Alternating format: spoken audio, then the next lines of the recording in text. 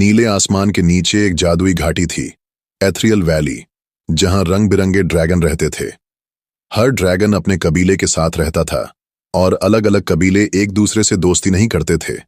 लेकिन एक दिन किस्मत ने कुछ अलग किया।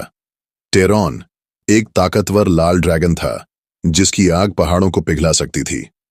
दूसरी तरफ एम्बर एक नीला बर्फीला ड्रैगन थी जिसकी सांस से नदी जम जाती थी। आग और बर्फ दोनों एक दूसरे के बिल्कुल विपरीत थे, मगर प्रकृति ने उनके रास्ते मिला दिए। एक दिन टेरॉन शिकार के लिए जंगल में गया। वहां उसने एक घायल ड्रैगन को देखा। यह एम्बर थी, जिसका एक पंख टूट गया था और वह उड़ नहीं पा रही थी। टेरॉन पहले तो रुका क्योंकि उनके कबीले दुश्मन थे, लेकिन जब उसने एम्बर की आंखों में डर की जगह उम्मीद देखी तो उसने उसकी मदद करने का फैसला किया। टेरॉन ने अपने पंखों से एम्बर को छाया दी और पास की झील से पानी लाकर उसे पिलाया। एम्बर को यकीन नहीं हुआ कि आग का एक ड्रैगन उसकी मदद कर सकता है। धीरे धीरे टेरॉन ने उसकी देखभाल की जब तक कि वह पूरी तरह ठीक नहीं हो गई। इस दौरान दोनों ने एक दूसरे के बारे में जाना।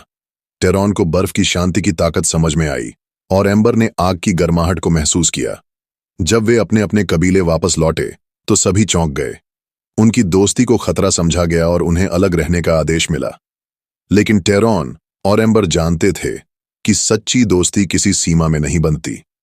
फिर एक दिन एक खतरनाक दुश्मन घाटी पर हमला करने आया। डेथ शर्डीकर, एक काला ड्रैगन जो सब कुछ नष्ट करना चाहता था।